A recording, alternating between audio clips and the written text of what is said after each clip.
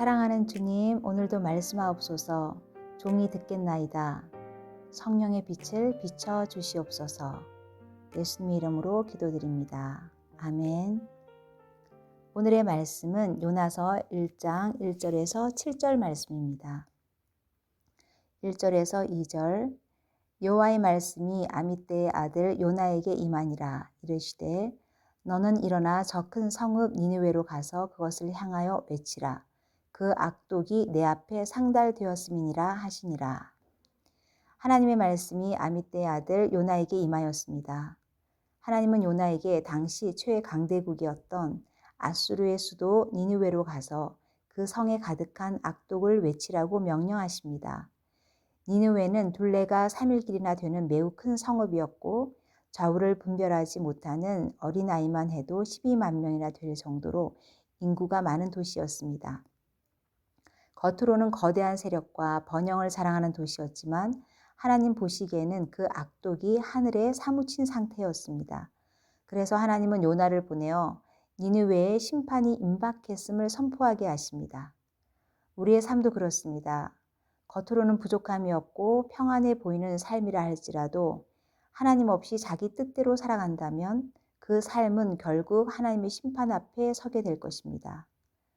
3절 그러나 요나가 여호와의 얼굴을 피하려고 일어나 다시스로 도망하려 하여 욥바로 내려갔더니 마침 다시스로 가는 배를 만난지라.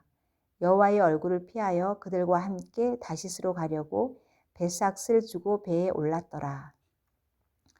그러나 요나는 여호와의 얼굴을 피하려고 일어나 다시스로 도망합니다. 하나님의 명령을 들었지만 요나는 니느웨가 아닌 정반대 방향인 다시스로 향합니다. 이 요나 선지자가 왜 이러는 걸까요? 니느웨는 아수르의 성읍이며 이스라엘과 아수르는 오랜 기간 적대 관계였습니다. 아수르 때문에 이스라엘은 많은 고통을 겪었습니다.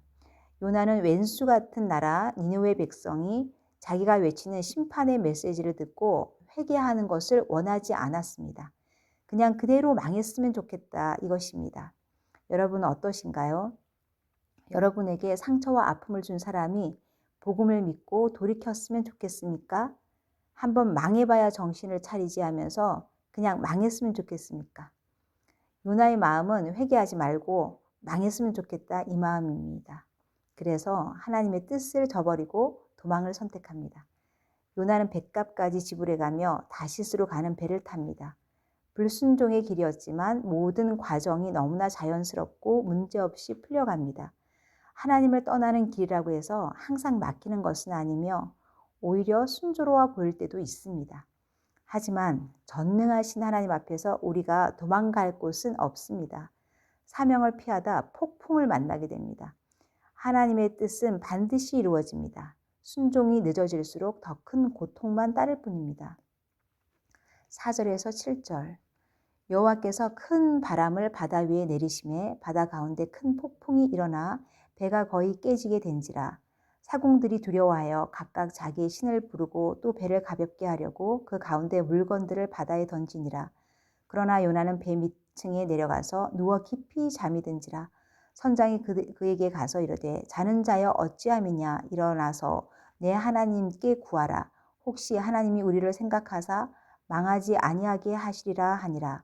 그들이 서로 이르되 자 우리가 제비를 뽑아 이 재앙이 누구로 말미암아 우리에게 임하였나 알아보자 하고 곧 제비를 뽑으니 제비가 요나에게 뽑힌지라.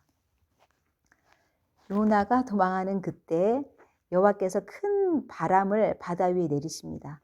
바다는 큰 폭풍으로 요동치고 배는 거의 깨질 듯 위태로운 상황 속에 선원들은 두려움에 사로잡혀 각자 자기의 신에게 부르짖고 배를 가볍게 하려고 짐을 바다에 던지는데 정작 참 하나님을 아는 요나는 배 밑에서 잠만 자고 있습니다.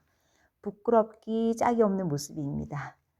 그러자 이방인 선장이 자는 자여 어찌미뇨 일어나서 내 하나님께 구하라고 질책합니다.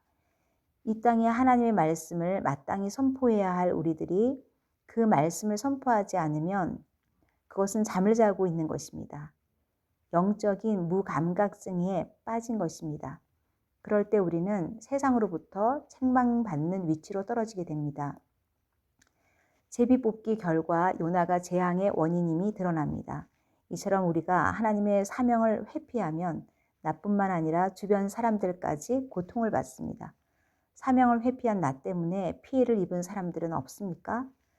인간은 하나님을 피해 자신의 길로 다름박질하지만 하나님은 그 인간을 끝끝내 찾아내시고야 마시는 성실하신 분이십니다. 이것이 하나님의 사랑입니다. 네, 한번 적용해 보십시오. 새해에 하나님이 나에게 맡기신 사명은 무엇입니까? 두려움 앞에서 피하지 않고 믿음으로 순종하시기를 축복합니다. 네, 기도하시겠습니다. 새해에 주께서 저에게 맡기신 사명에 순종하기 원합니다. 하나님의 얼굴을 피해 도망가려는 교만한 마음을 회개하고 말씀 앞에 겸손히 서게 하여 주시옵소서. 저의 불순종으로 주변 사람들이 괴로움을 당하지 않도록 하나님의 뜻에 즉시 순종하는 한 해를 보내게 하여 주시옵소서. 예수님의 이름으로 기도드립니다. 아멘.